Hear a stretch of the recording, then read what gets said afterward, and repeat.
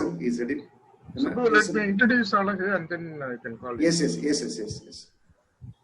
Dr. Alagarsan is a professor in the Department of English, University of Madras. He is an inspiring teacher. He is a translator, and he also edited Oxford Anthology of Tamil Dalit Writing. And he is also a very good, researcher. He has authored, lot of research details. He has also translated a lot of Tamil writings into English. And he is a great source of inspiration for the department and also for the students in the University of Madras. And I am very happy to, invite Dr. Alagarsan to chair Dr. Ravichandran's session.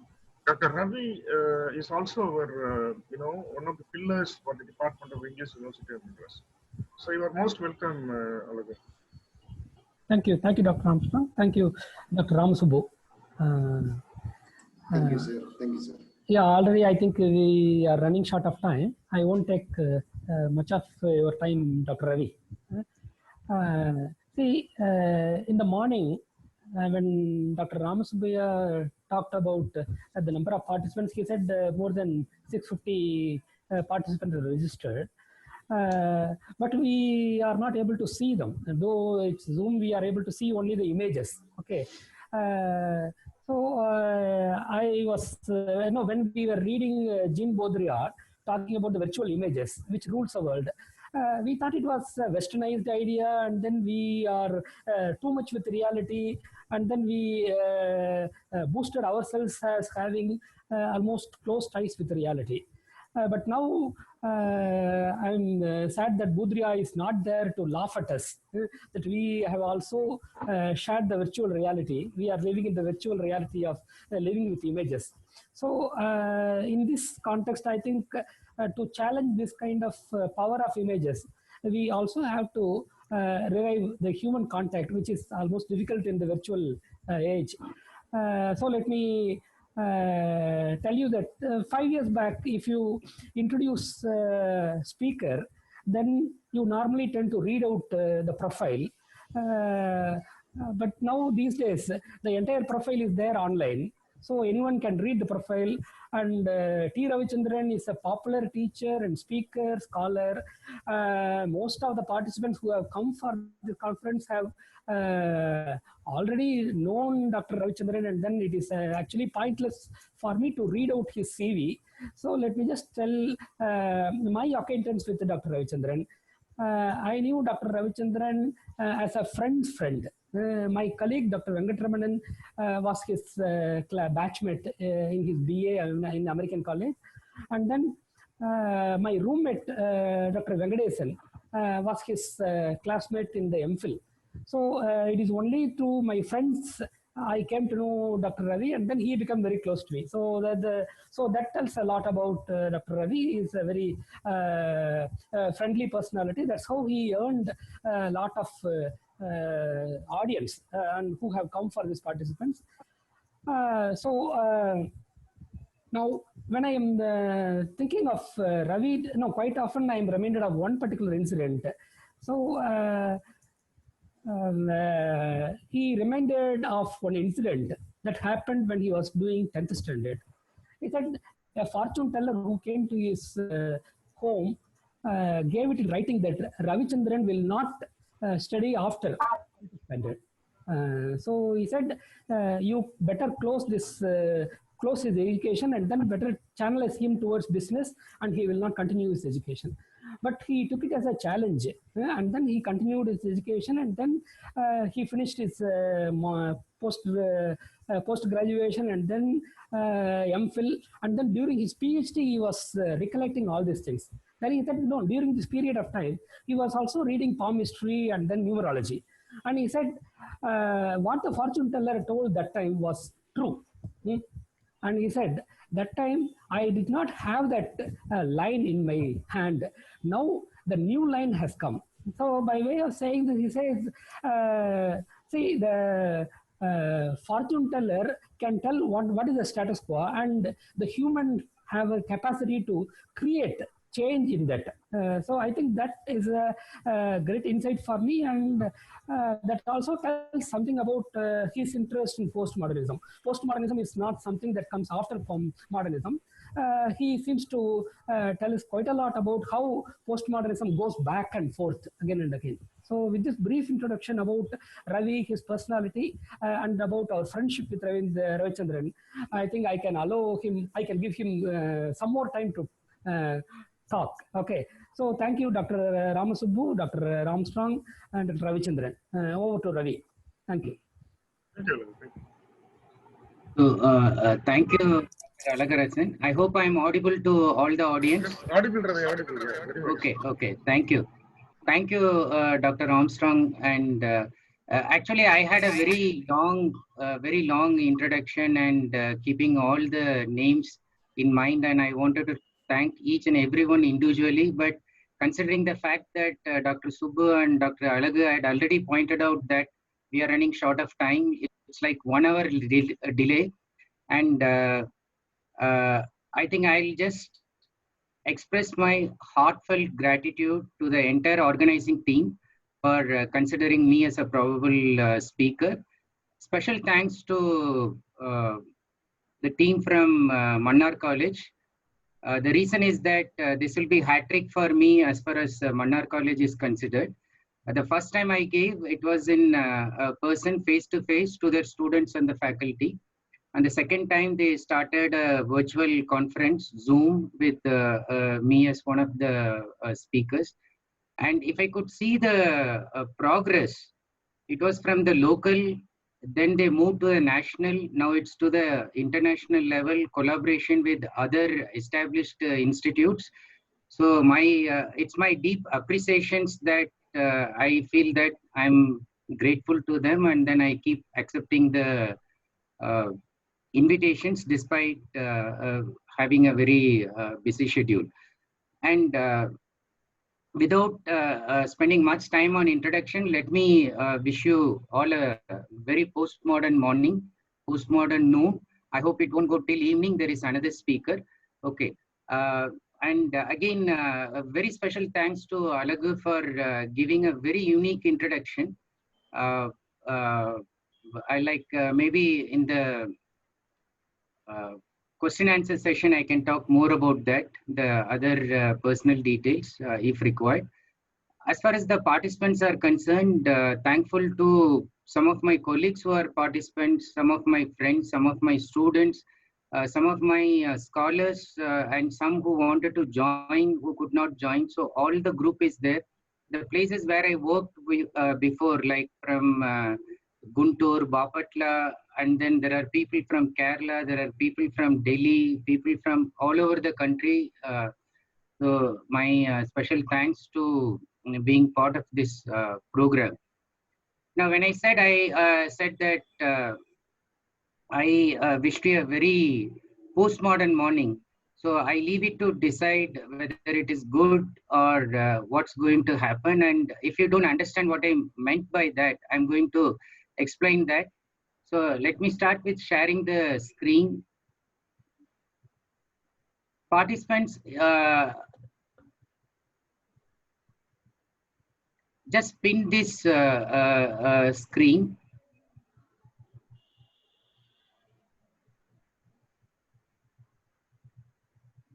So you need to ping this screen. So there is another one coming maybe to some of you in the name of Ravi Mobile. So mobile is also connected with data just in case there is power shortage and there are issues. So that is a standby. So don't pin that one and pin this PPT. And second announcement, I see some of you mentioning that the voice is low. Voice is very audible. Okay, if it is low, you need to increase, keep the volume full, 100 in your devices, whether it is laptop or mobile, keep it in full. And we are already into the session. Please do not send a good morning message, hi message, we are all set in. That will distract. There is moderator, my friend Professor Alagu, who is taking note of questions that will come as the presentation goes. And I may also look at your question and I may keep that in mind and answer it at the end. And if there is a question that needs to be answered immediately, I will also answer it immediately. If I think that you are stuck somewhere in the presentation, I'll do that. But I leave it to Alagu for the entire moderation towards the end. What I'm saying, use the chat only to raise doubts, concerns, questions. Otherwise, audio, video is arranged, tuned in a perfect manner. So if something is wrong, check your device. Okay. Now, what is the relevance of postmodernism when we are talking about English language teaching and literature, current trends, issues, and challenges? So my contention is that the time I started doing my research on postmodernism in the 80s, there were already books, articles saying that postmodernism is dead already. Okay. But as a teacher and as a researcher, what I realized is the heuristic potential of postmodernism is still happening till there are encyclopedias being written on postmodern literature, postmodern culture, like whether it is popular media or in literature or in philosophy, architecture, still it is spreading its tentacles on the one hand. On the other hand, in an Indian context, why I find it very relevant, some very reputed institutes ventured maybe in the 90s, even till now, to introduce some of the most dreaded postmodern texts, such as Thomas Pynchon's V. But sadly or unfortunately, the text was not even taught as a modern text. It was just taught like any other conventional text that you would have read. So the students, the scholars were deprived of knowing what is postmodern, what is so unique about this text. Okay. And there are teachers who are mushrooming now. Some of them are already teachers who are participating in this. And tomorrow, if you're asked to teach a postmodern text, how equipped you should be, what are the challenges, and how we can face the challenges, how we can look at them as problems, and how we can tackle them. So that is the entire session about. But I'm going to do it in my own way. Challenges in interpreting a postmodern text. And as I said, there are problems and there are challenges. So you may be wondering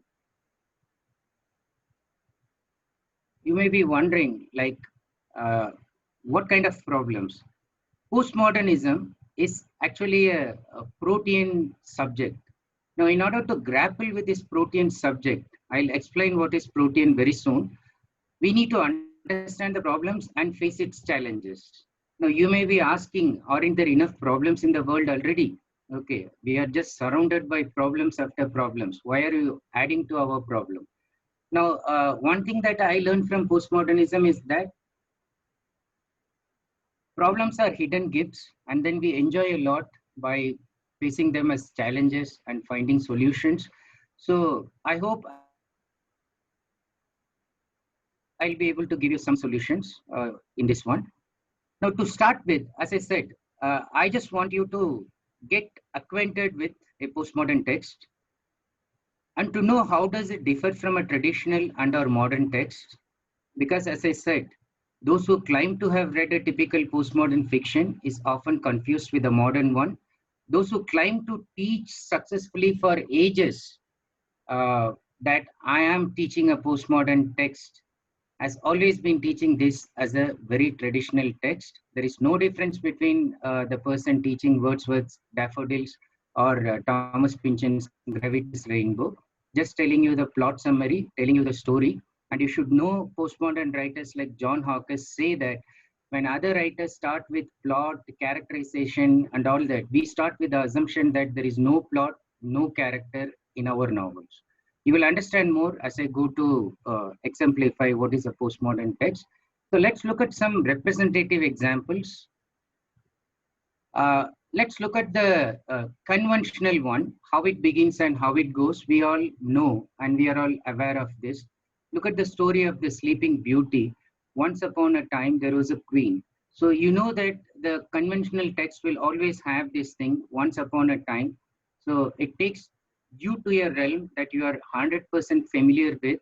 So and so on, who had a beautiful baby daughter. She asked all the fairies in the kingdom to the christening, but unfortunately forgot to invite one of them, who was a bit of witch as well. She came anyway, but as she passed the baby's cradle, she said, "When you are 16, you will injure yourself with a spindle and die."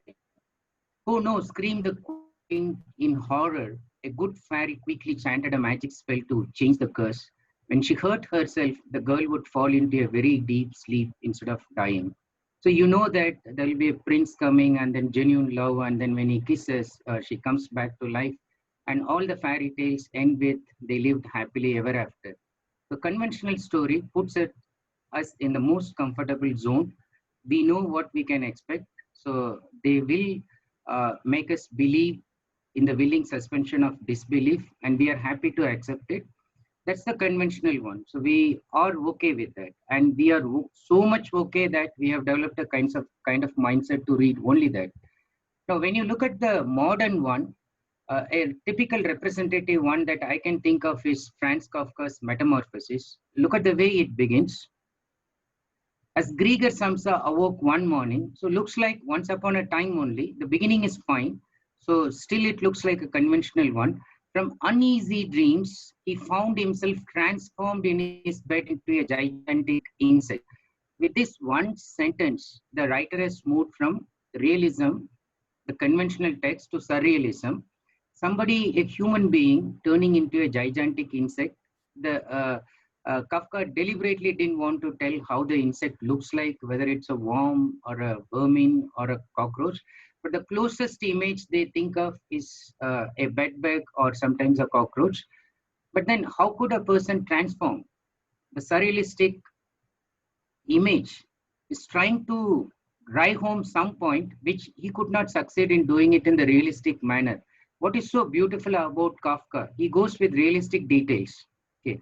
He was lying on his heart as if it were armor-plated back, and when he lifted his head a little, he could see his dome-like brown belly, etc., etc. So you know, at the end of it, he wonders what happened to me. And then the entire remaining story goes with realistic descriptions of he having transformed into this gigantic insect. But we all know that Kafka wants to tell us the real metamorphosis that's happening. And he wants to tell us the real metamorphosis is not on the character, but on the people around. So this is still relevant to what Dr. Armstrong was telling you at the beginning. When a close aide, just like Gregor Samsa, your own brother or your own sister would get infected with the corona positive, how would the people react? Just like the way, at the end of it, they are very happy to throw Gregor Samsa into a dustbin, and they move out, and then they live happily ever after. Now, Kafka's ending, although it looks like with all sunshine and the typical ending with a kind of optimistic note, is so gloomy, so depressing, because he's attacking even that kind of ending, and he's trying to tell us that we are in a modern period, so we are no more living in that kind of comfort zone. So get used to this depression, and this is where we are actually caught in. Now, having said this, let's look at a very simple postmodern text. Very, very simple one. And watch out for your immediate impressions. This is the simplest one I can show you.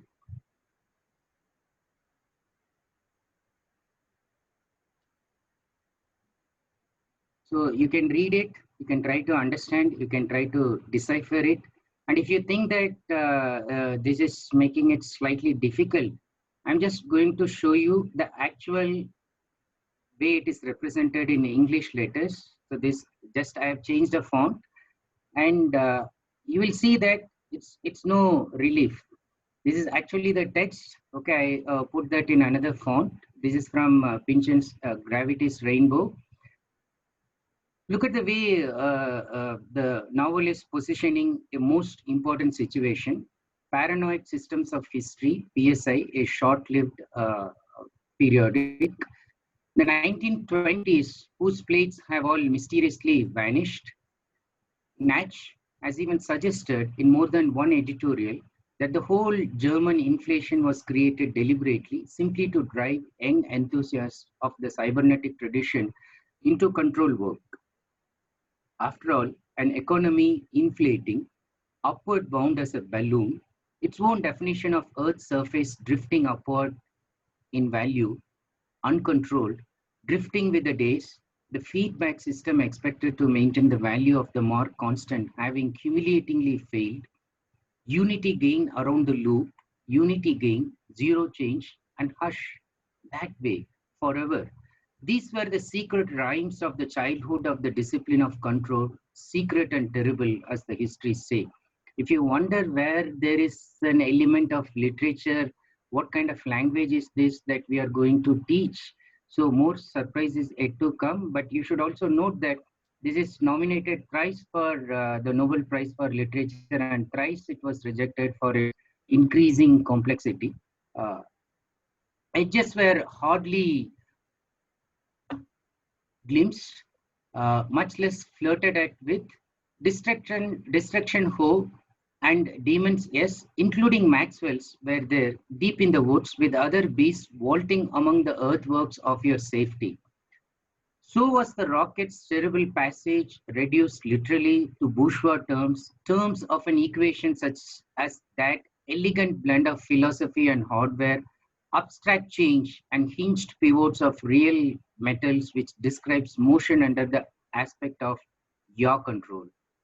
Now, mathematical equation, difficult for even me. So, persevering, possessing, steering between Scylla and Charybdis the whole way to Brunchillus. Scylla and Charybdis, we understand the idiom, the metaphor, but then other than that, if you look at it, Pynchon is drawing things from quantum physics, from calculus imagery, from mathematics, from rocket control, from thermodynamics, from World War. So many information, so much condensed, so much fragmented, and it's throwing a lot of challenge on us. There are two articles that were very much useful to me when I was a research scholar. So one was just about mathematical imagery in Thomas Pynchon's Gravity's Rainbow, written by a Max professor. And the second one is on character index to characters in Gravity's Rainbow. So index to characters in Gravity's Rainbow, because characters appear in each page, they disappear. So you need to know how many characters are coming and where are they going. So to keep track, just an index, only the index was published around 15 to 17 pages. That was another useful article published. Now, what are the problems then of understanding a postmodern text? So now the first problem is the problem of definition itself. So we are going to look at it. And when I say postmodernism, I have something in my mind. And when somebody else has started watching this video, has a different kind of postmodernism in mind. And the kind of books that we are referring is giving us different definitions. To confound it further, we have a complex theoretical background, which again I'll describe in detail. Besides, there is this problem of over-connectivity, too many connections, too much of our imagination needs to be stretched. And rather than the typical treatment to characters and all that, there's a very unconventional treatment given to characters, plot, etc. The text per se, so which I'm just giving you a glimpse, and then slowly I'm going to the text. The text per se is throwing a lot of challenges, and we are going to see the reasons why. But at the end of it, I'm going to advocate some curatives. So that's the entire lecture about what kind of solutions we have. And I should tell you the solutions are also implicit. So you will catch it as we progress. First, let's look at the problem of definition, fixing the protean. Postmodernism, as stated by a very reputed Egyptian critic, Ihab Hassan, is a polysemantic and self-contradictory term. It's polysemantic, meaning it's having more meanings than just having one single meaning. So more meanings are possible, which we will discuss. And it's also Protean. So the mythical Proteus is known notoriously as a shape shifter who can change his shape not only into any human beings. So one of the possible forms, like if a person will try to hold him, why somebody would like to hold Proteus? Because if you can catch him, hold him, Proteus can tell you your future. So holding Proteus was helping people solve a lot of mysteries in ancient Greek mythology. But it's not easy to grapple Proteus, because Proteus can take one of the shapes just like the person who is grappling him. So it's like a double before. So the person himself gets confused. Is he the one whom I am grappling, or am I Proteus himself? That kind of confusion. Apart from that, Proteus can shift into any of the elements, suddenly in the form of fire, in the form of water, in the form of flood, in the form of a tree. So any of the elements he can change. And that is so true about postmodernism. We are going to see how characters really take Proteus shape, especially V, which I'm going to talk in the next few slides. It's also self-contradictory because, as Hassan describes, postmodernism contains its enemy within, that is modernism, and then it's working on that. Okay. Now, while some people say that it's actually kind of extending modernism, some people say that no, it is negating. It's completely negating this. So this is something that Hassan points out as semantic instability. Okay, stability of its meaning is not fixed. It's not grounded. Even now, if you look at postmodernism, as I said, some people think that it's written off, but there are others who are still writing new articles about what is postmodernism. So, or revisiting postmodernism. The brash adolescence that postmodernism on the one hand looks like the Sibyl of Cumae, so who has this eternity, except that youth is not there, but it's like kind of spreading its tentacles forever. But the semantic instability is confounded by equally unstable terms, because some critics, when they refer to postmodernism, they actually refer to neo-avant-gardism or simply avant-gardism. There are others who talk about postmodernism just a kind of extension of modernism. Andreas Fusen, in a very illuminating article on mapping the postmodern, where she talks about three stages of postmodernism, talks about this particular aspect of postmodernism, that while the postmodern break with classical modernism was fairly visible in architecture and the visual arts, the notion of a postmodern rupture in literature has been much harder to ascertain. Now, why so? There is no general consensus. So there are different accounts of postmodernist literature and its relation to modernist fiction that have been offered by Leslie Fielder. These are all eminent postmodern critics, Ehab Hassan and John Barth. John Barth is a major fiction writer as well as a postmodern critic. So among others, in Joel Black's opinion, they hardly constitute a consensus, and none of these views has yet succeeded in becoming a definitive critical statement on the subject. So there are different terms available. And how do we map the borderless? So the borders are already blurred when we talk about postmodernism. While Bradbury refers to postmodernism as something that has come to its end, John Barth, in a latest article that he wrote on the subject, says that it's a kind of synthesis that is yet to come. Mind you, understand, John Barth is a central proponent of postmodernism, and he's saying that it's a synthesis yet to come.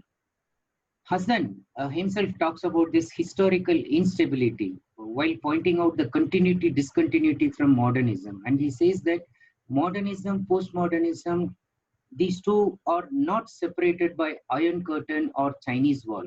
Because he says history itself is a kind of palimpsest, that is like the old palm leaf where you write and then you cannot erase it, you overwrite. just like the blackboard where you wrote, but then you cannot erase it fully. So the old traces are maintained. So culture is permeable to time past, present, and future. And he says another interesting thing, that we are all a little Victorian, modern, and postmodern at once. A writer can write both the modernist and postmodernist work. And there are writers like John Cheever, who, even in the heyday of postmodernism, were still writing conventional texts, the Sunday morning kind of short stories. Now, another way to look at postmodernism is from another eminent critic, David Lodge.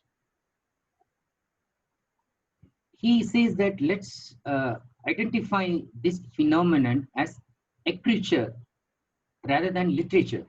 So he says that postmodernism has established itself as literature, and in its own sense of the word, a mode of writing shared by writers over a given period. Okay, it's the period, and then the mode of writing is shared by writers. They don't, like the romantics, they don't have a kind of agenda, but then they just share this mode of thinking. Now, when we accept this as a kind of literature than literature, we have this postmodern tendency conjuring up a galaxy of writers and critics.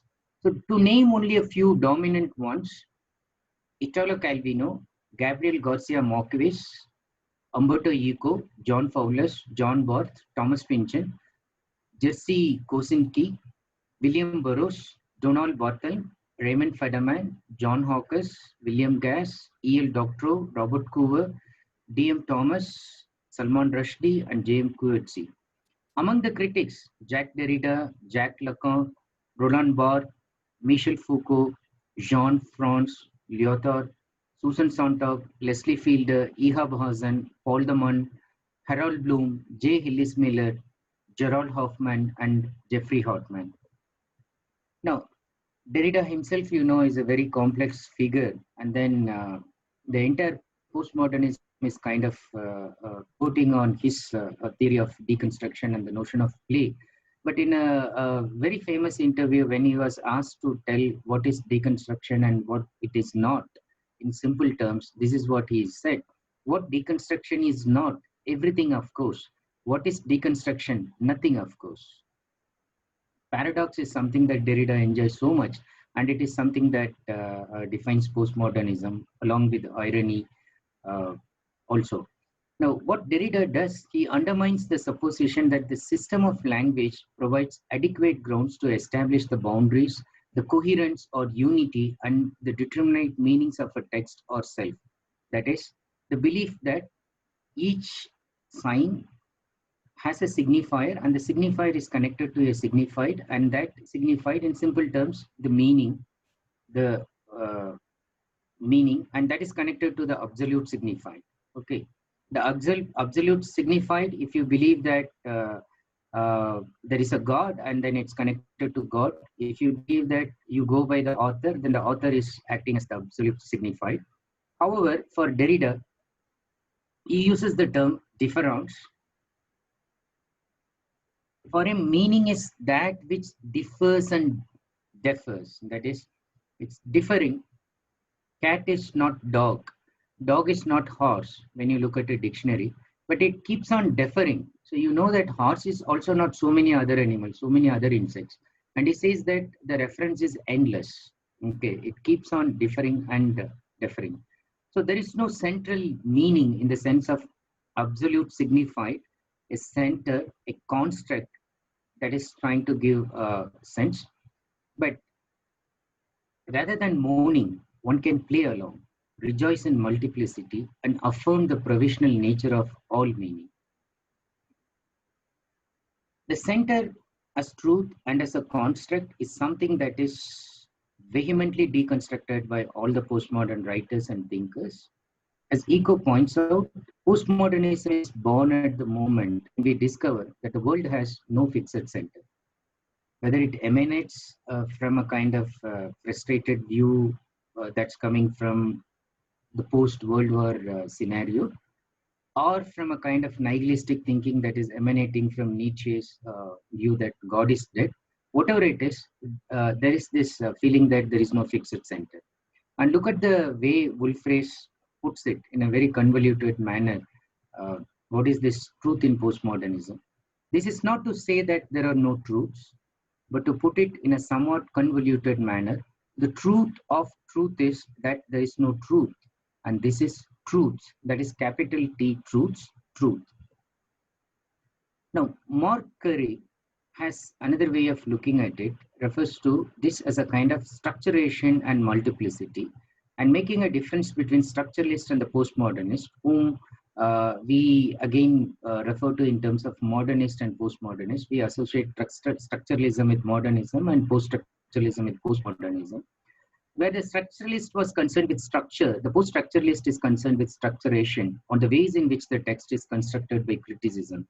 The old either or breaks down, and the new both and also of multiplicity and difference opens up new possibilities. Rather than lamenting the loss like the modernist, it celebrates multiplicity and fragmentation.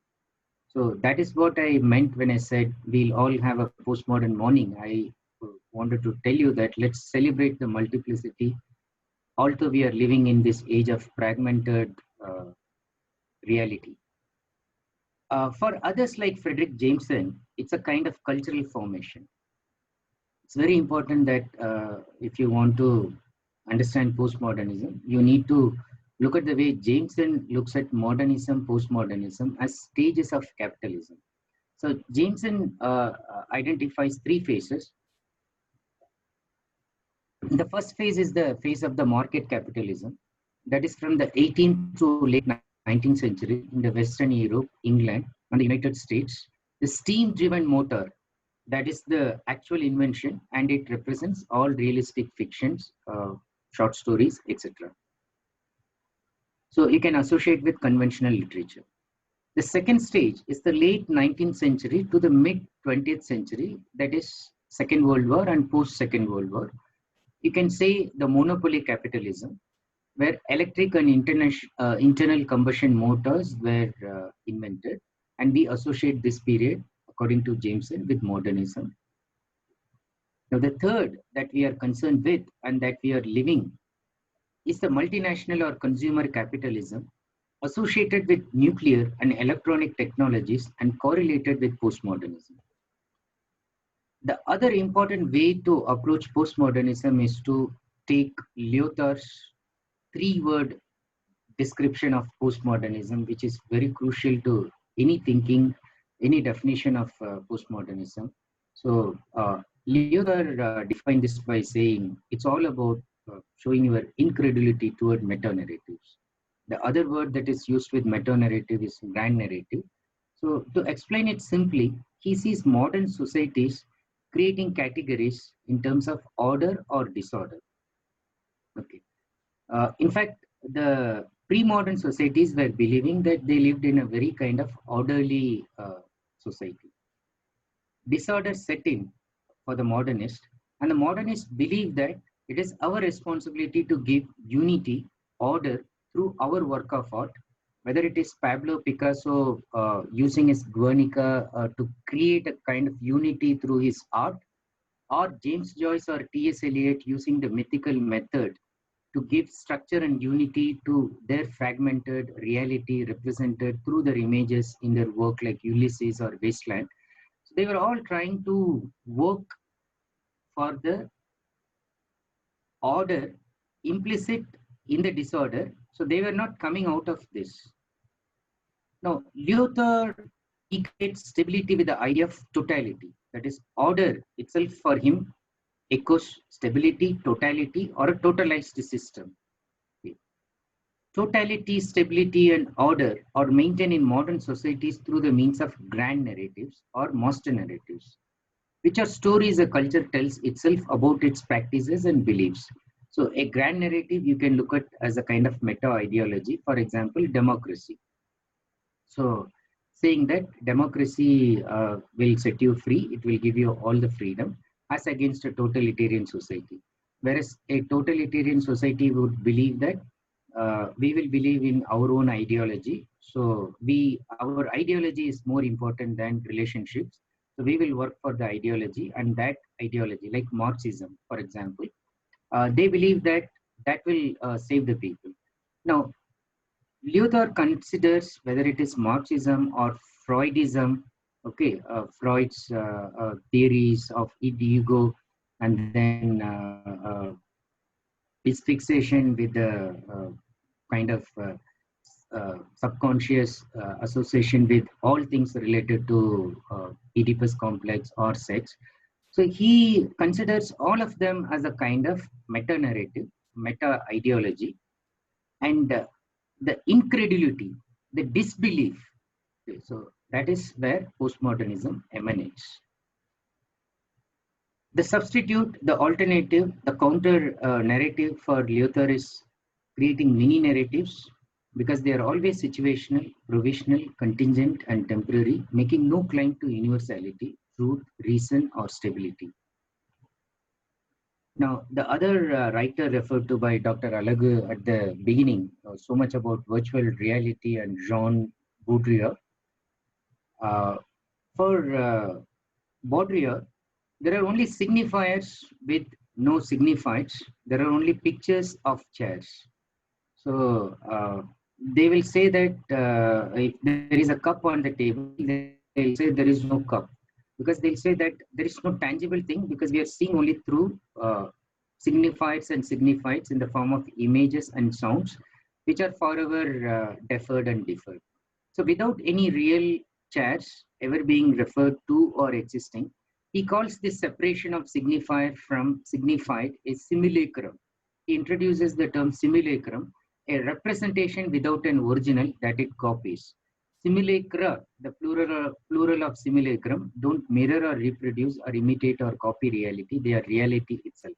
The best way to understand this is to watch Blade Runner, where there are replicants, and these replicants look more human than the humans, and they are trying to replace the humans. They cannot, because of a program that they will retire in 4 years, but identifying them before they cause havoc to human survival is a real challenge, because they are products of virtual reality, but they look more human than the human beings, and they make the humans redundant. So this is what he says.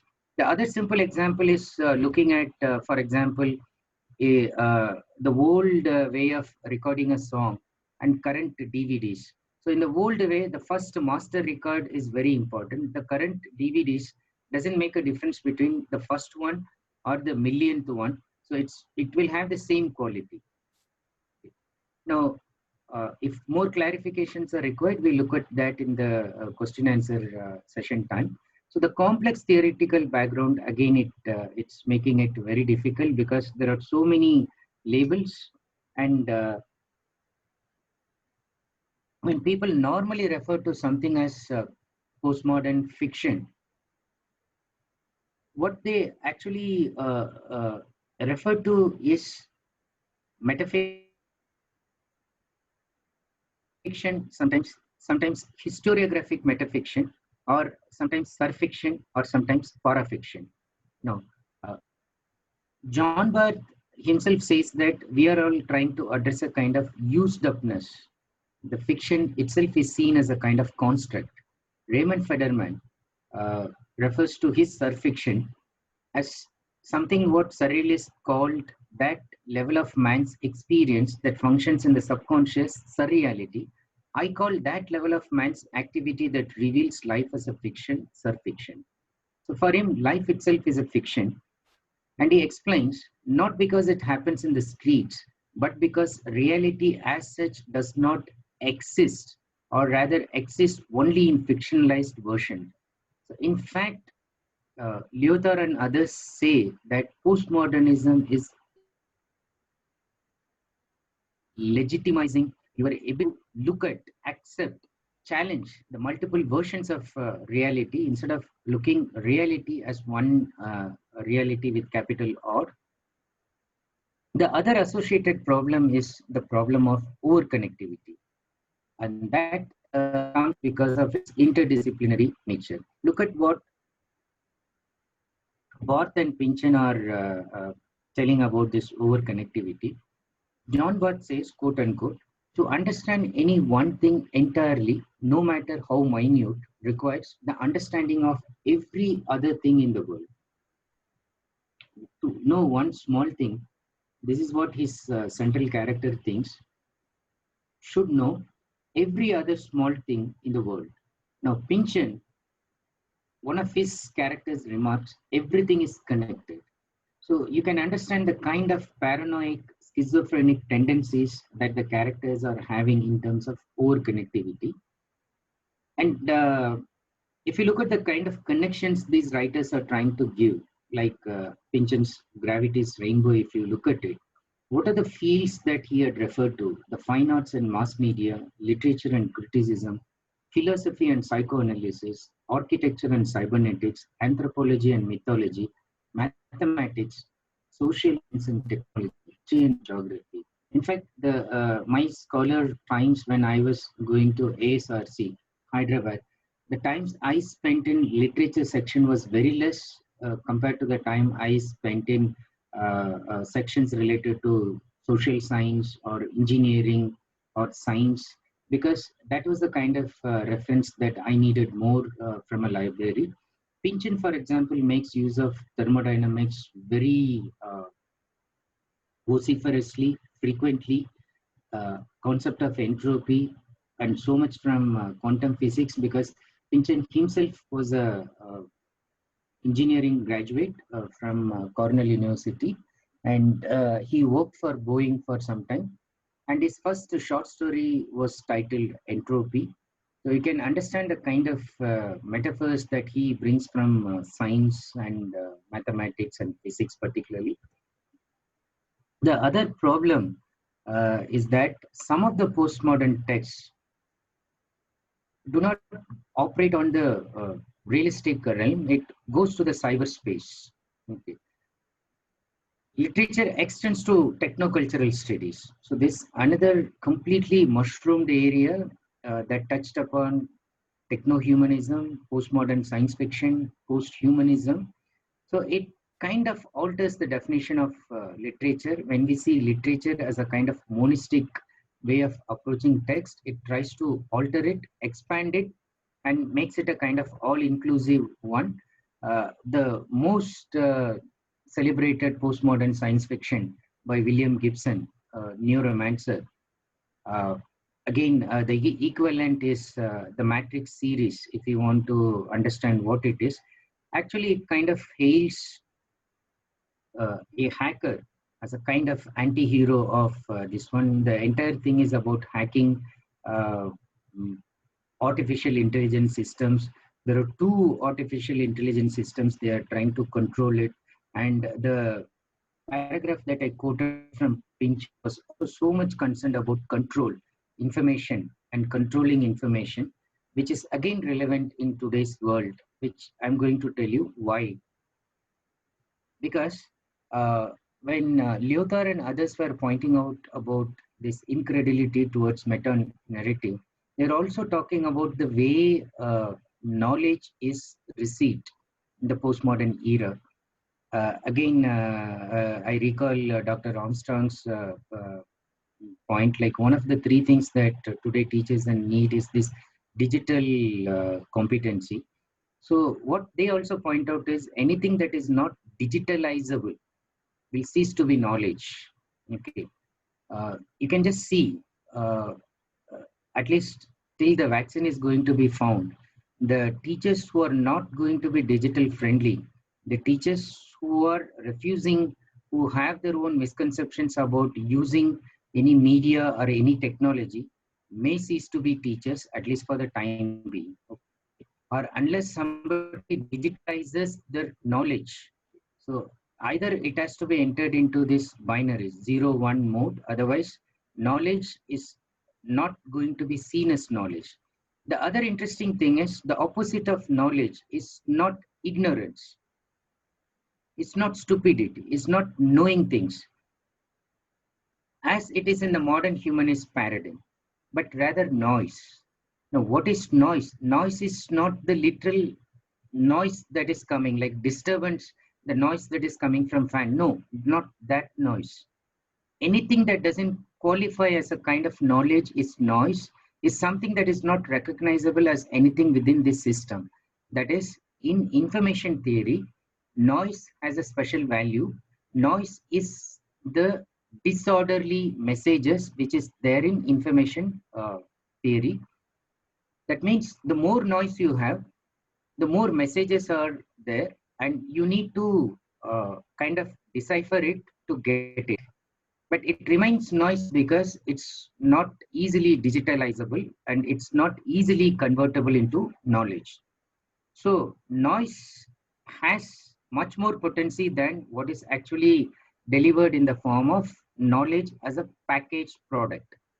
Now, the most important question that the postmodernists ask and we need to ask is, who decides what is noise? That is, who decides what is unusable knowledge? Who decides what is not digitalizable knowledge? So that is why postmodernism is so relevant even now, and it is having its relevance perennially. Now, look at other two important writers, thinkers of postmodernism who are coming from biology and completely non-literary source. So you will find a lot of botanical metaphors in the way they talk about postmodernism. The central image they use is rhizome.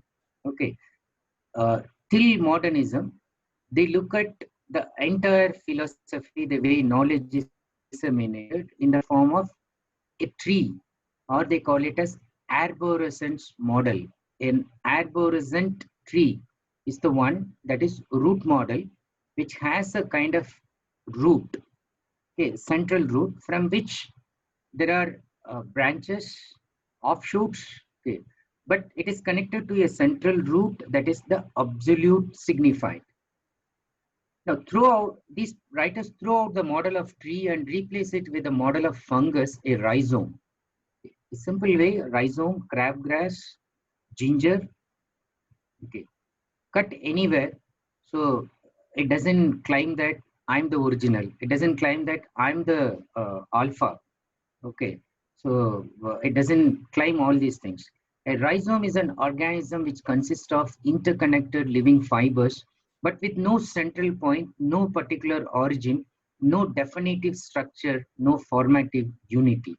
A rhizome doesn't start from anywhere or end anywhere. At every point in its existence, it is the same, a network of individual but indistinguishable threads. Other examples, the internet itself is a kind of rhizome. The World Wide Web is a kind of rhizome because, like, you never know who is the original author, who are the real authors, and nobody claims that I'm the one who is giving you the absolute meaning. To continue with the problem of overconnectivity, writers like Barth and Pynchon introduce innovative concepts. Like already I told you, Pynchon uses entropy. Now, Barth uses the term cosmopsis, which is a psychological malady. So he's bringing it from psychology, but its own portmanteau word, innovated coinage from cosmopolitan and psychosis. And he implies that it's a kind of cosmic awareness that all things are possible and equally tenable. So no rational ground to choose one particular idea and act. It's a disease of too much imagination, too much consciousness, and it paralyzes the mind and the body. We have a character, Jacob Horner, in the end of the road.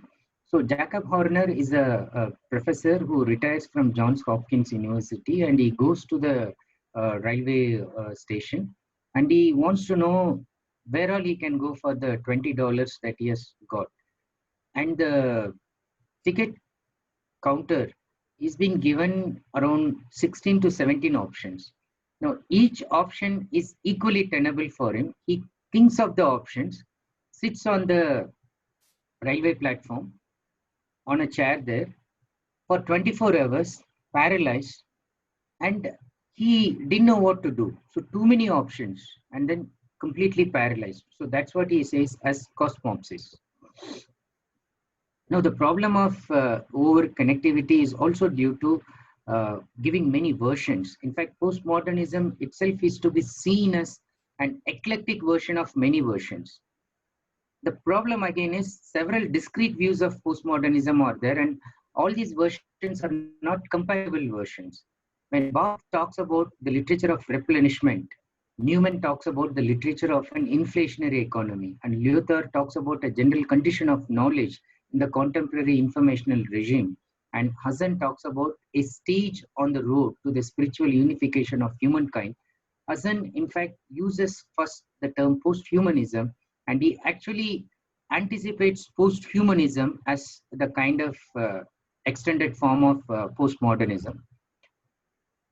The other issue related to a teacher or a student while reading postmodern text is the multilingual connections.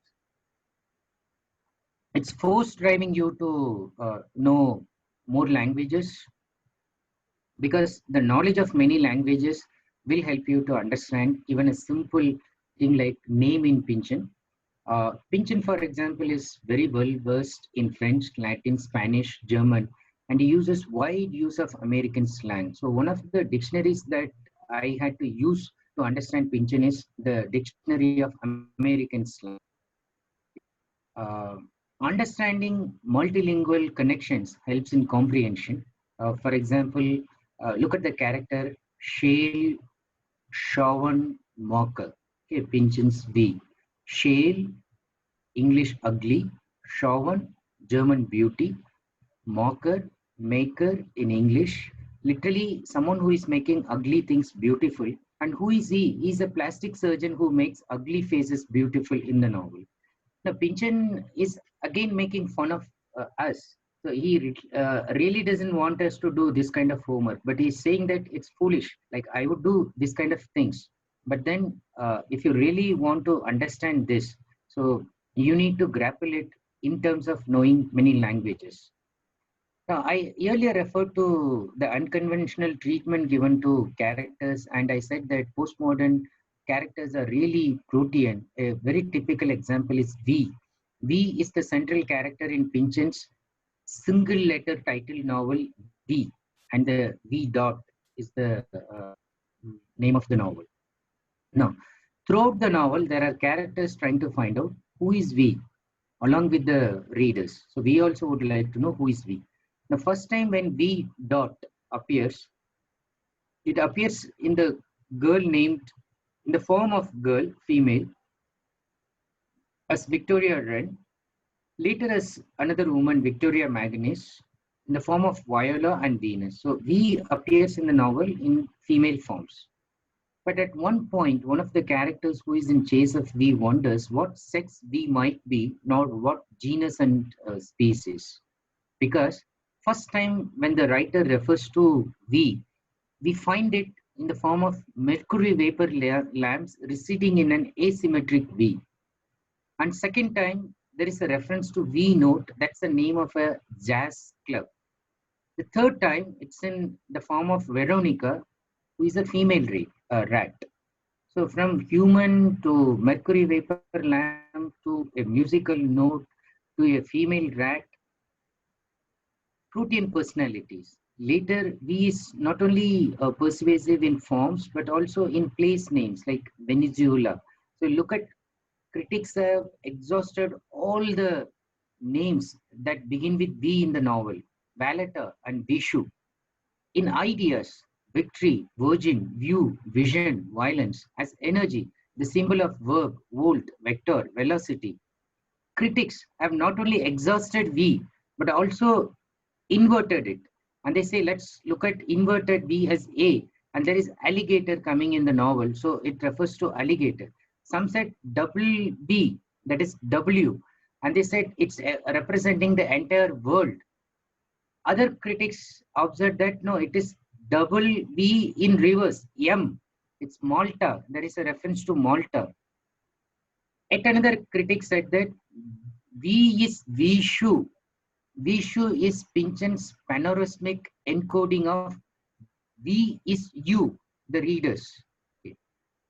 Now, I would like to use Salman Rushdie's simple term, a P2C2E, by which he meant a process too complicated to explain.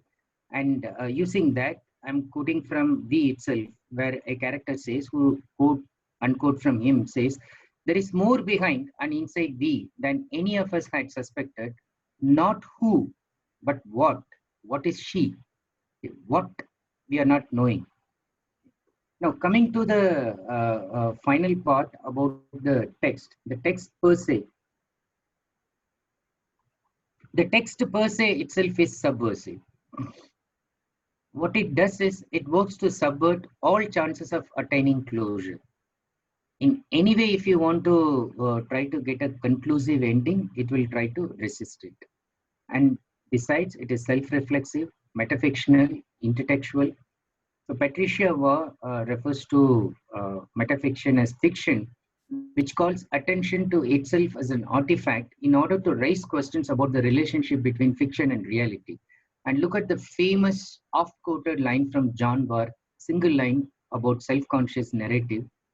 God, comma, see the self-consciousness that he's forcing in. Instead of putting the comma punctuation mark, word is written, I abhor self-consciousness. And see the self-contradiction, paradox.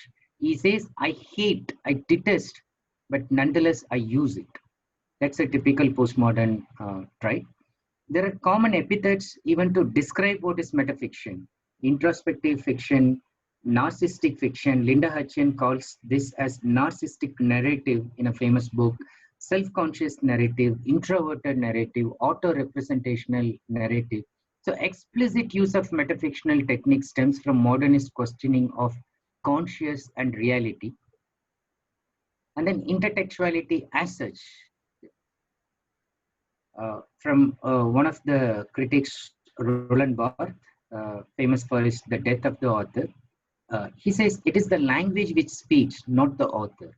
And then he introduces his famous legible and scriptable text, which we call as the readerly and writerly text. And Julia Kristeva, another eminent postmodern feminist and intertextual critic, she says any text is constructed as a mosaic, okay, which T.S. Eliot also tells us. But any text is the absorption and transformation of another. Now, very quickly, what is this writerly text? How it is different? The writerly text is a perpetual present. So there is no beginning, middle, or end. It's a perpetual present. It's existing as if it's in a continuum, upon which no consequent language, which would inevitably make it past, can be superimposed. The writerly text is ourselves writing before the infinite play of the world as function is traversed, intersected, stopped, plasticized by singular system. You call it ideology or genus or criticism, which reduces the plurality of entrances. So Hamlet's delay, Ernest Jones linked with, for example, this Oedipus complex. So what critics like Roland Barthes would say, now you're freezing, now you're stopping the plurality of entrances, the opening of networks, the finity or infinity of languages. Whereas the readerly text, the one I started with, fairy tales and most of our conventional texts, the readerly text does not locate the reader as a site of the production of meaning, but only as the receiver of a fixed, predetermined reading. So in short, the readerly text will not involve you in the consuming process, whereas the writerly one will involve you in the consuming process, make you the co-creator, co-author, co-interpreter. I call this as the de-teleological text. Okay. One of the chapters I wrote for the thesis for my PhD is on the de-teleological text. Now, how do we understand this? I see this as a typical way of telling what is a postmodern text. Normally, we are used to teleological text. Teleology is like going to the end, okay, or having an end in mind. So the teleological text presupposes the theory that events and developments in life and fiction are due to the purpose or design that they are serving. The written text, as it was with a thematic or structuring principle, progress towards a predetermined end. the book is generally perceived as a discrete physical object and correspondingly conceived as a discrete unit of meaning. So, for example, Shakespeare wants to end, or anyone for that matter, wants to end that as a comedy. We all know that it has to end with marriage and begin with the kind of confusion, mistaken identity, and then resolve it and then end it with marriage. It's happiness. You have to end that as a tragedy. So a lot of conflicts, fights, so many dead bodies, like at the end of Hamlet, around 15 bodies or so, 14 brass has to be brought in to take all the ones. So tragedy ends in death. Okay. So we have this predetermined end, and then we are going towards that end when we are writing a teleological text. But the de-teleological texts work against this. They think that we are not starting with that end in mind, okay, because we believe that we are in the present, the continuum. So the postmodern de-teleological text decenters this notion and holds no specific purpose or design in its function. It decomposes the object of the book in order to deconstruct the book as concept, and also it retards both that decomposition and that deconstruction. So postmodern authors have done away with plot, character, setting, and theme. They view them as the true enemies of fiction. In fact, as I said, it's mentioned by John Hawkes in an interview that he treats them as true enemies of fiction. Consequently, the text has taken the pattern of a mosaic. Now, as a concluding thought, as said in the title itself, let's look at them as challenges, not as problems. So, and as I said, all these problems are emanating because of a received pattern of thinking that was given to us by our own teachers, the new critics that we read, the structuralists who hijacked our brain and who made us always monger for a message and look for an answer, or searching for one-to-one correspondence between words and their meanings. So Shakespeare, like a guide, what is this in the poetic form, and a paraphrase. That may go up to modernism, but not with postmodernism. So make no attempt to decipher, but to disentangle. So when you try to decipher, you want a meaning at the end. But when you try to disentangle, you know that there are so many curls. Okay, so there are so many things you are untangling, and in the process, you are also learning something. And again, to quote from Roland Barthes, he refers to the plurality of the text. And he says that the plurality of the text does not yield to a variety of interpretations. So you should be wrong. And like yesterday, just for fun, I thought like I'll see whether I can put some videos. And then I unfortunately happened to watch a video in Tamil, the crying of Lot 49 in Tamil. So I was curious to know what is happening. So the person is telling the story, and a very wrong, awfully wrong interpretation of the story. So in a postmodern text, first of all, they are operating under the assumption there is no story. How are you telling a story? And how are you telling a story which is completely wrong? So if you take Roland Barthes' view, it should not yield to a variety of interpretations. Nonetheless, it can create versions. But when you say interpretation, you are giving a definitive, conclusive meaning. So that, they would say, is rather to be treated as an irreducible plural. Forever it is plural. You cannot reduce it. It will forever shape-shift, continue to be Proteus. So I started with a cartoon about like, don't we have enough problems? So I like this cartoon when the boy says 2 plus 2 is 7, 5, 6, 8, 9, 3. And that is postmodernism. And he tells the teacher, in an increasingly complex world, sometimes old questions require new answers. And as a concluding thought, like ponder over this, if you ask for an answer, there is no answer in postmodernism, because there can be no answers, only cross-references. Now, in the modernist one, Robert Frost, in his famous The Figure of Poem Makes, says about a poem, which also true about any modern text. It begins in delight and ends in wisdom. Okay, of course, it runs its own course of lucky events, he says. Now, when it comes to postmodernism, it will be a delight if you are really enjoying the kind of bafflement that it begins with. It begins with a kind of bafflement. I started showing you something as a typical postmodern text deliberately to give you a sense of bafflement. That's what you will have when you actually go to the real typical postmodern text. Look at the cartoon again. The couple are inside. This looks like a maze. And then they're not sure, how did we get to this? Okay. Do we want to stay? They're not sure. How do we leave if we want to? They're not sure. There is no one particular entrance. There is no one particular exit. There are multiple options available. They are somewhere in the middle. But if you look at the expression on the face, they are celebrating. They're enjoying the fact that they are there. Why? Because of the fresh mindset, and we need that fresh mindset to comprehend and accept the polysemy of postmodernism. It begins in that kind of bafflement, but unlike the modern text, it refuses to end in wisdom. It leaves the reader all the more baffled. So, Crying of Lot 49, Oedipa is in search of what is this muted symbol, and she's in search of certain things, particularly that symbol and the meaning.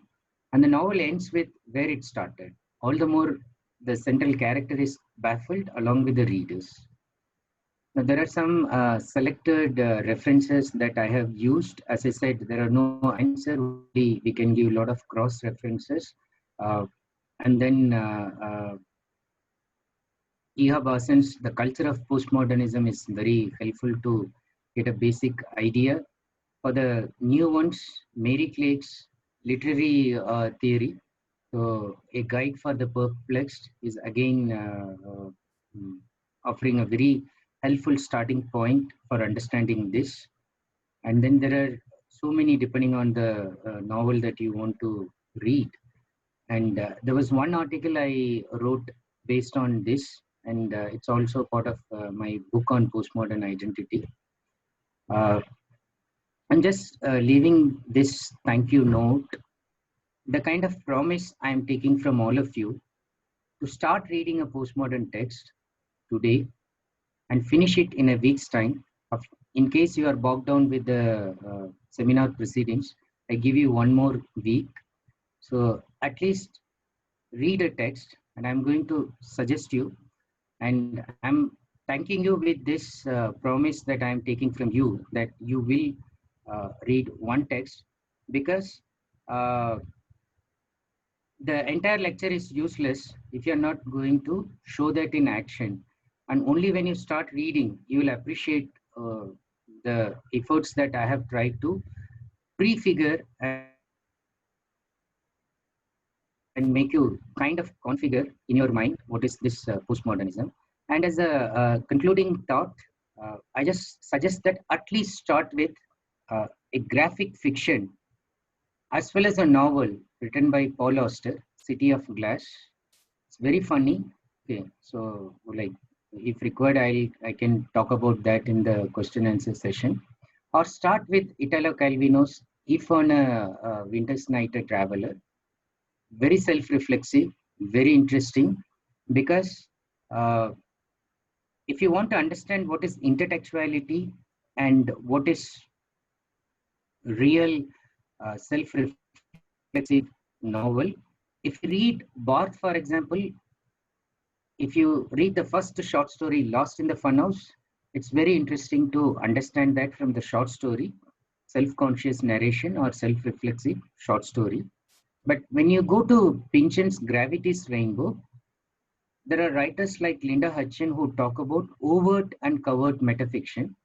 Pynchon's, most of the works are covert metafiction, so they don't flaunt the metafictional traits. Whereas Calvino is notoriously known for mastering one ism. Like you say realism, he will write one novel. You say surrealism, he will write another novel. You say postmodernism, he will write another. You say intertextuality, he has written this novel. Self-reflexivity, postmodern novel, Italo Calvino, If on a Winter's Night, a Traveler. Now, just as a teaser, why I say it is very easy to start with, as a young research scholar from Pondicherry University. So those days, we make an exodus to this library, the British Council and the American Library in Chennai. And the only bookshop happens to be Landmark that will bring the latest fiction. So you cannot import, no globalization, no Amazon, so no Flipkart, you cannot get the book so easily. Even taking the references of the books, we will be paying 15 rupees to 25 rupees only for the titles, like who are the critics who have written certain things. Now, when I went to this bookshop, Landmark, and before going, that Sunday review by Hindu, I read Italo Calvino's. They celebrated some kind of centenary celebration for Calvino, and they were reviewing all the books. And then so much was talked about Calvino's If on a Winter's Night, a Traveler. So I went there, and in Landmark, so you will find that they have the front display, and in the front display they had other Calvino's books, and in the center, If on a Winter's Night, a Traveler was there. I purchased it. Those days, like even that amount is very costly. Within the 800 rupees fellowship we were living, buying something for 350 was a big amount, but still, because it was imported from foreign, so I purchased the book. And I was going by bus to the railway station. And on the way, I was so curious, and then I was opening it and then reading the first page. And it goes like this.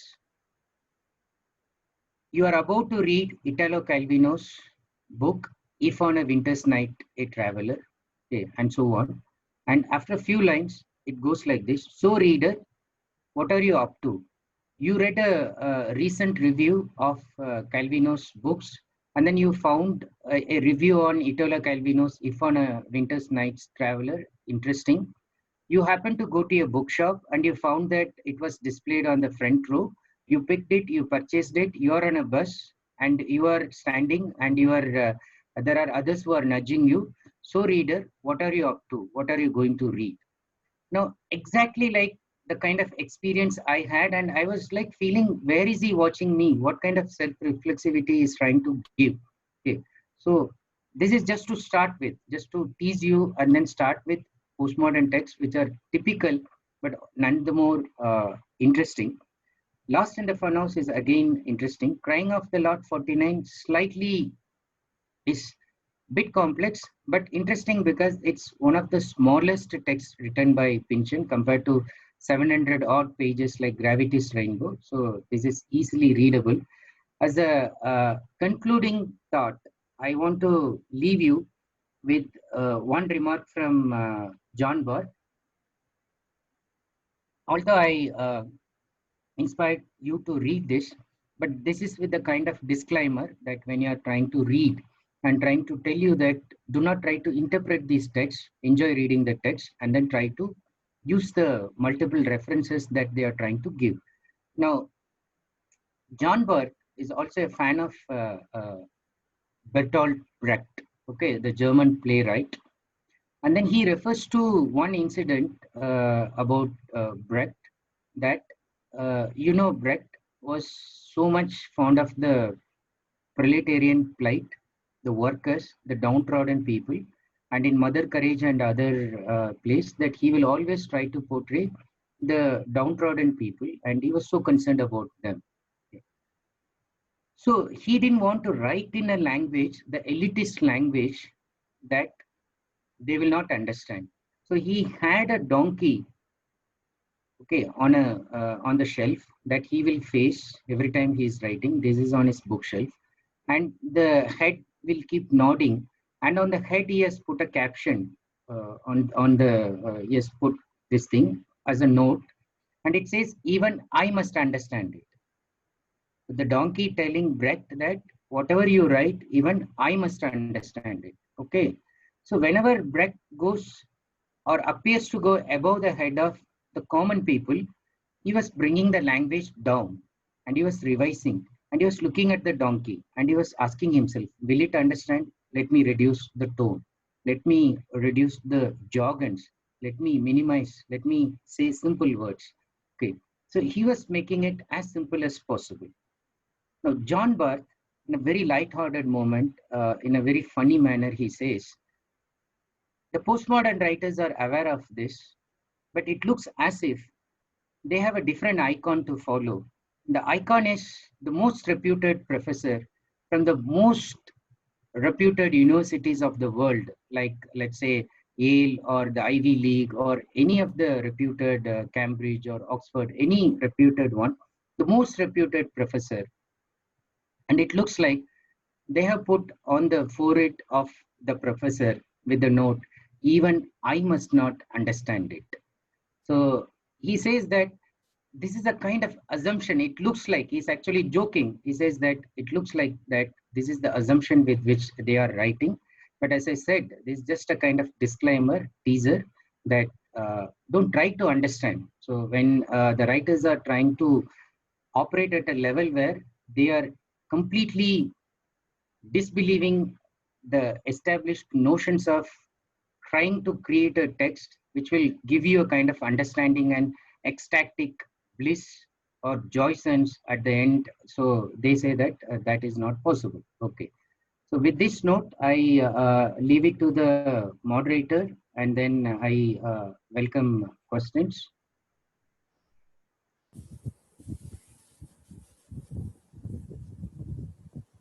Thank you, Ravi, for that wonderful, engaging session. I think you have almost covered syllabus for postmodern fiction, postmodernism prescribed in several universities in India. Okay, thank you. My plan is to sum up two sets of questions. Okay. One is, I'll just sum up the questions raised in the chat, and then I'll wait for your response. After that, I'll raise my own questions. Okay. Is it all right? Sure. Okay. See, out of the 50-60 responses, most of them were celebrative, you know that, and most of them must be your followers. Okay. And one participant asked, how would you define self in the postmodern context? And then another participant asked, how would you place author in postmodern context? Then yet another person asked, suppose if somebody interprets suicide as an act of resistance, so can you count this kind of interpretation as something that is made possible by the postmodern theory? Then the third question asked, is transhumanism postmodern? I think you have answered that. Go one by one. Yeah. Yeah. Okay. I think these are all related questions, so you can answer these questions. Third one, I would ask you to repeat the first. No, you have answered in your lecture. Is transhumanism postmodern? Okay. Yeah, you have spoken about that. Okay. I'll talk about that. See, first about self. Like in the traditional one, the self is seen as a unified whole. Okay. And the self is seen as something that, when I say self, it contained everything within me. Okay. So whether it's body, mind, soul, everything, I thought it's integrated in me. Modernism came with a thing that self is always in relation with the other. Okay. And you are not what you are, but you are seen in relation with others. Okay. It's the others who are trying to define you, not you. Okay. It moved that integrity, and it brought in a kind of disintegration. Now, what postmodernism said, that's fine, but the other itself is completely disintegrated, fragmented already. Okay. By relating to the other, you will only get a kind of fragmented self. Norman Holland, a very famous postmodern psychoanalyst as an extended book on self in postmodernism. And he says that the self in postmodernism is basically protean, as I said, like keep shape shifting. But at the same time, he says that it's a kind of variations in multiplicity. Okay, it's not that unified sense is gone. Second thing about author, like they believe in the death of the author.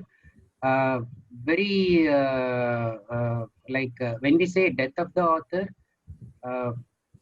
we should not take it so literally by saying that there is no author while writing this book. They didn't mean that. What they refer to is that the notion in which we look at author as a kind of metaphor. Okay, so author for us is kind of absolute signifier, the God. Author is the one who is telling us how we should look at the text, how we should understand the meaning of the text. Okay, so that notion, they rupture it. So they say that, no, don't consider author as the absolute signifier. You are free to go by Stanley Fischer's reader response theory, that any response that you give within your own local community, mini narratives, interpretive community, is as valid as somebody like Ernest Jones or somebody giving that also. So that in that way, it is trying to empower. Okay, there are some limitations, of course, but I'm just trying to tell you that the role of author as a central figure is decentered. Okay, and the reader as a kind of subservient one is emancipated, okay, as a co-creator. So that has come. And is transhumanism part of post-humanism? Subbu will definitely organize more ones, and we will keep an entire session of transhumanism, post-humanism. But to very quickly satisfy your query, transhumanism is considered mostly as a kind of view that is coming from the atomic age, the technological age, where people believe, like Ray Kurzweil and others, who believe that we are in the age of singularity. That is, they say we are moving towards technological convergence. Technology is going to dominate. AIs are going to dominate. The fear that teachers may be replaced by robots may not be unwarranted for them. And there will be replicants, there will be others. So transhumanism is completely in that direction. Most of them are technophilic. They are just worshippers of technology. Posthumanism considers the limitations of this transhuman thinking, and writers like Catherine Hales, the author of How We Became Posthuman, my own mentor for Fulbright at Duke University. So they all believe that the posthumanism is more inclusive of the non-human. Okay, while transhuman is kind of transcending the human and going to a techno-human, posthumanism is going back and forth, and then starting from the humanistic thing and trying to include the non-human. The non-human is not only like plants and animals, but also our computers. Okay, yeah. So we'll go to the next one. Yeah. Thank you, Ravi. Yeah. One participant quoted Curtis White saying that practitioners of postmodernism are confused about the term and they are misusing it or something. No, that's true. Like my own colleagues in sociology would call a very famous professor says, because postmodernism is also taught in sociology. He says, I'm a postmodernist, but we know that out and out, he's not even a modernist. He's a conservation, completely a traditional conservative thinker.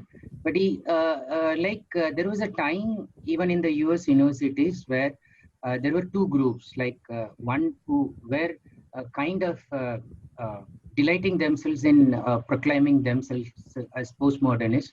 The others were making fun and saying that this is just a kind of gimmick, and then it's just a verbal gimmick, and then you don't know what you are talking about and all that. But my point is like some people use that as a kind of fashionable term. Okay, ignore them. And as I said, even people who tell you that I have read a postmodern text, there is a very interesting article on what are postmodern texts and why are they not read. And in that, the writer talks about US university professors where they delight in saying, oh, I have Gravity's Rainbow kept in my shelf. I have V kept in my shelf. Okay, I have John Barth's Sawtweed Factor kept in my shelf. They have not gone beyond 5 pages, but they are shown as a kind of displays, ornaments. Okay.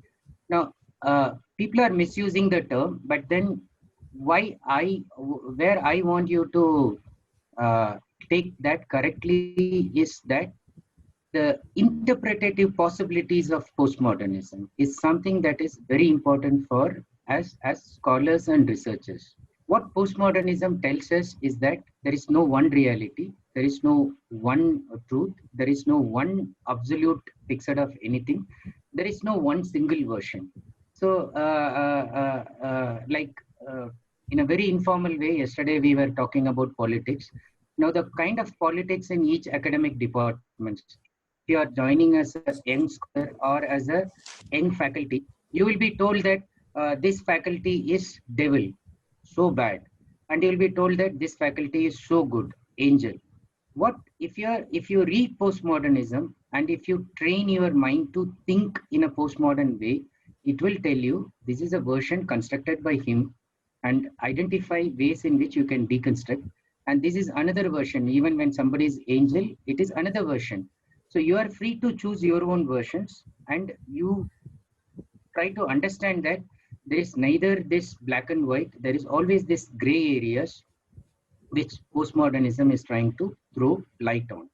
So that is where it is important. But as you are saying, like there are confused postmodernists, there are proclaimed postmodernists, but it's very doubtful whether they have even read the text fully and comprehended and understood its implications. So that is there. But having said that, so this lecture should inspire you to grow as postmodern scholars, or at least use this kind of thinking in your day-to-day life. Yeah. Next one. Thank you, Ravi. I think this is the kind of response that we have read in the Tamil Little Magazine circle, where postmodernism was discussed quite a lot. See, whenever people talk about postmodernism, they try to define one kind of postmodernism, and then they try to denounce somebody's definition or somebody's understanding of. So I think there is a basic contradiction. See, on the one side, we talk about plurality of meaning and freedom of interpretation. On the other side, there is always an anxiety to define postmodernism in a particular sense. Okay. So how would you see this contradiction?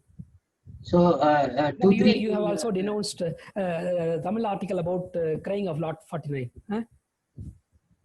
No, I denounced because it was, if it had given a good plot summary, still I would have been happy about it. It's giving a completely wrong interpretation of.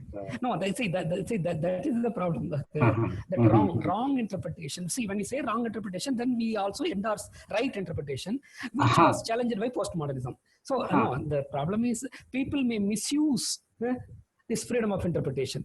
I think this is what Umberto Eco was talking about. I understand. Yeah, I understand. When I say, when Barth is saying that it will amount to a kind of irreducible plural, okay, let us not try to reduce it by fixing some meaning. So where I was, when I said wrong, even I'm trying to use a conventional term to say wrong, but what I'm trying to tell you is reducing it to an extent where if you really have that postmodern sensibility, you cannot accept it. So that's what I was trying to tell you. And the other thing, like as I said in one of the slides, postmodernism is to be seen as an eclectic version of many versions, including its own self-contradictory versions.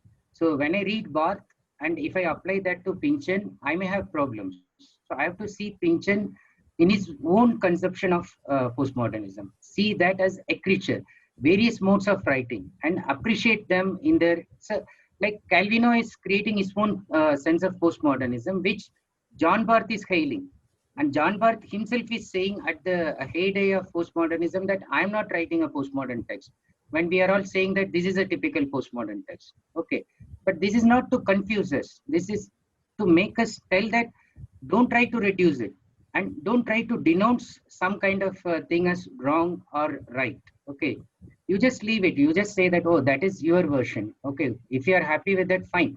But then as long as like, see, the kind of postmodern text I'm thinking is, which is also considered as experimental fiction. Okay. Mostly I'm having in mind that kind of fonts. So people will have differences to that. Okay. So, for example, Arundhati Roy's God of Small Things, some people will say that it's a postmodern text looking at the use of language. Okay.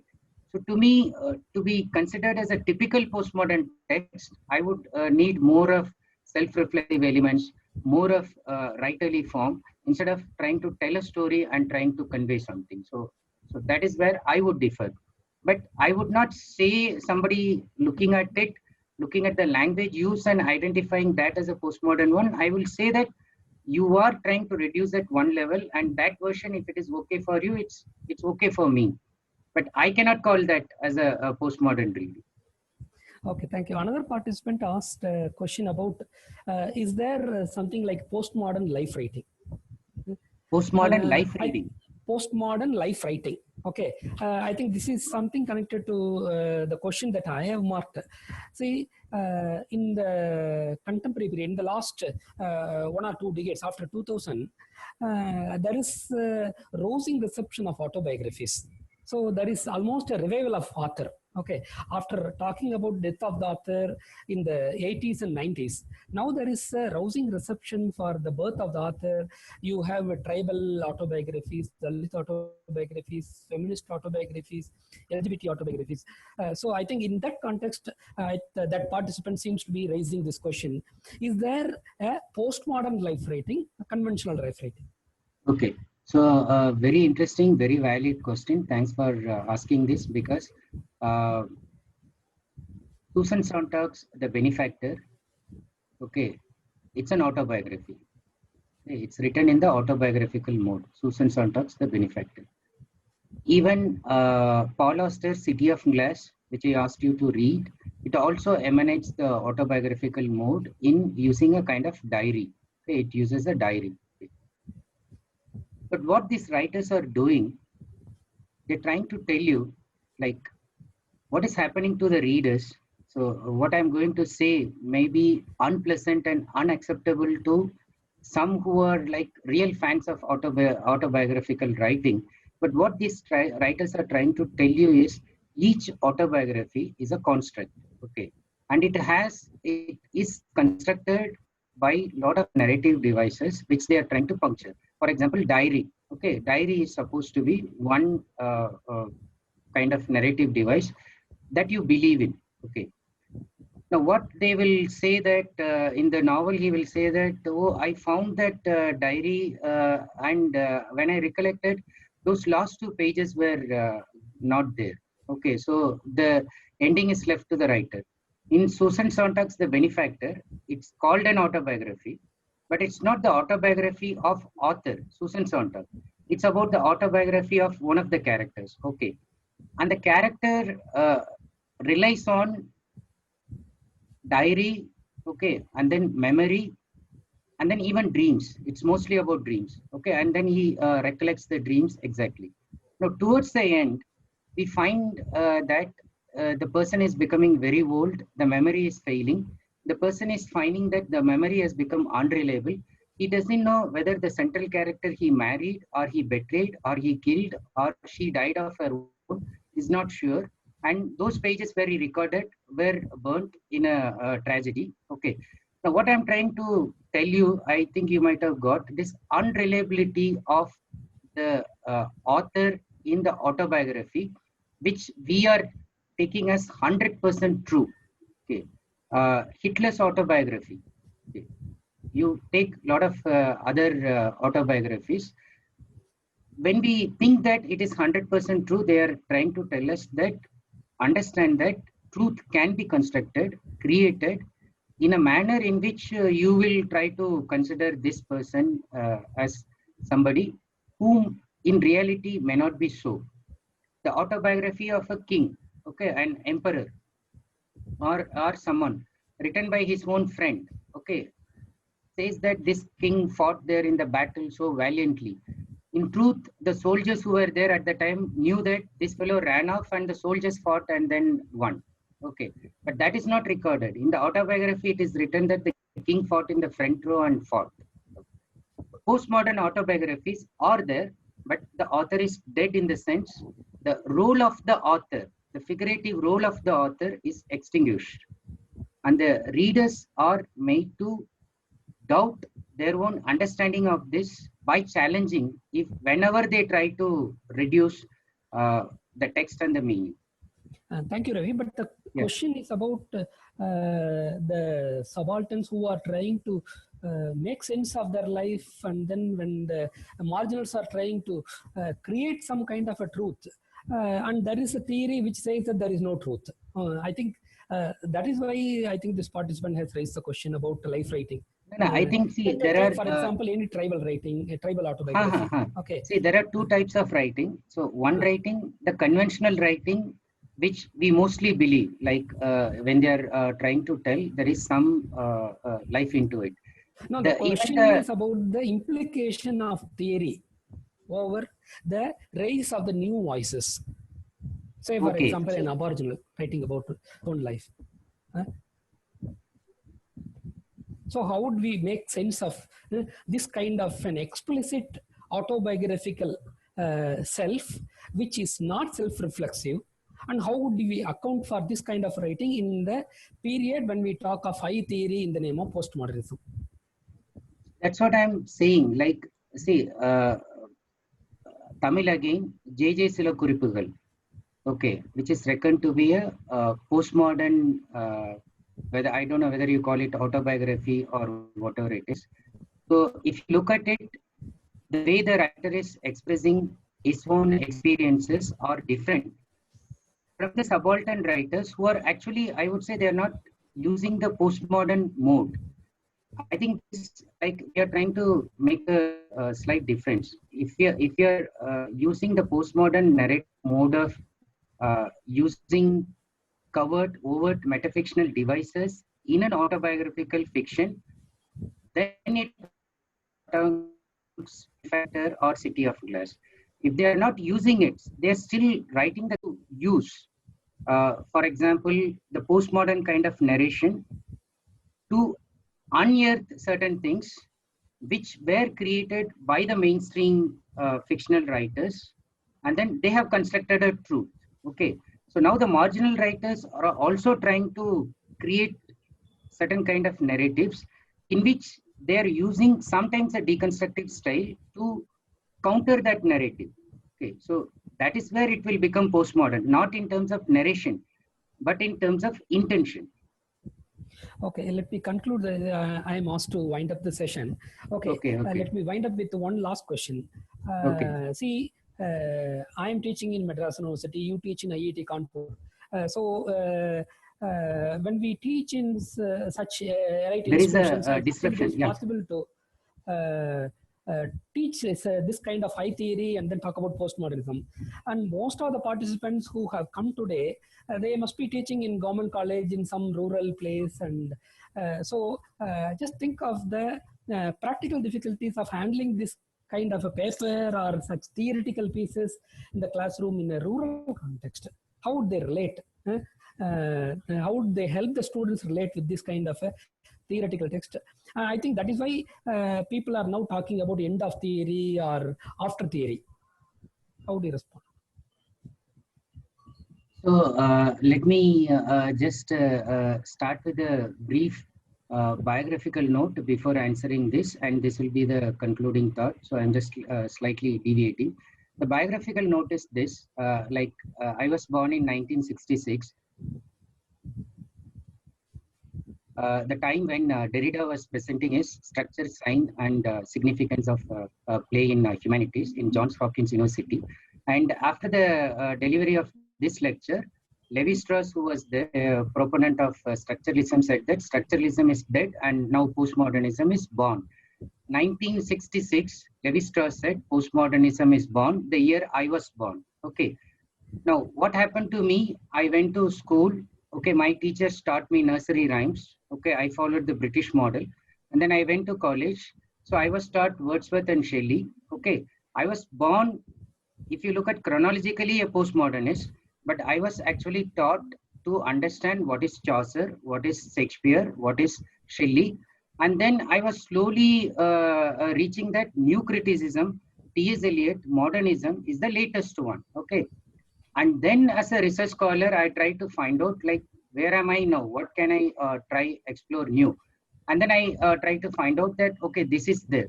But then to my surprise, if you say that it was like, I'm just going back, okay, in a kind of reverse chronological order. You are born as a postmodernist, but then learn Chaucer and conventional literature, then reach modernism, then go to postmodernism.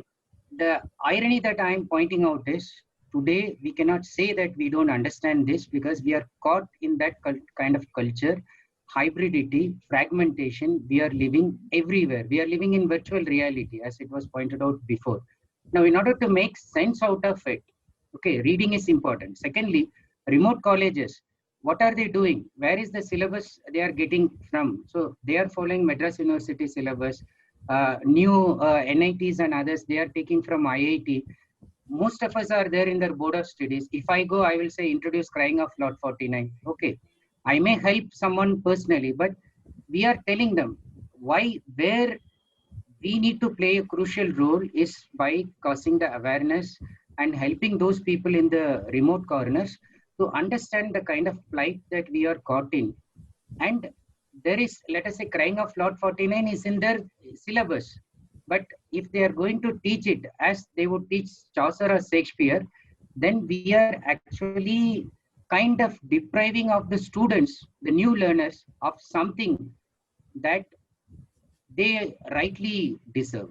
So that is where, even if they are in remote, today, the time we started research, there was no Wikipedia, there was no Google. So today, we have enough resources on virtual reality and we should be able to use it. And whatever we say, like there are some technological thing and all that, but occasionally, even if you're able to use a mobile and then download sources, check it, I think it should help. And again, there is also a thinking that we have gone ahead of postmodernism. Like we are already talking about posthumanism, transhumanism and all that, but at least in the places where it is part of the syllabus, so they should be able to handle it in the postmodern way that I'm just humbly requesting them to. Thank you, Ravi. I was reminded of your presentation at the Research Club, where I used to sneak like a thief in Pondicherry University. Thank you. Thank you. Vote of thanks. Lagarshan sir, vote of thanks. Thank you. நீங்க முடிச்சிருங்களேன். Yeah, you please, you conclude it, sir. இல்ல நீங்க தான் organise பண்றீங்கல்ல, நான் session wind up பண்ணிட்டேன். Okay, okay. ஆமா, நீங்க announce பண்ணிடுங்க அடுத்த செஷன் பாருங்க. Sir, sorry sir, question answer session has ended, and since you are the MC, you need to follow the next parts. It's okay. Thank you, Anand, and thank you, Anand, Professor Chandran sir. Dear participants, sorry that we made you waiting for some time, and the afternoon speaker is also available with us. He has been with us for a long time, right from the beginning of the session, and just go back and see that now he is projected. He is the afternoon speaker. He has been with us right from morning, and he is Dr. Yasmin from Zambia. And this is a request to the participants to please have lunch and come back exactly at 3 o'clock. 2:45 we will open it, and join us at 2:45 exactly. We'll start at 3 o'clock. Thank you so much. Thank you all.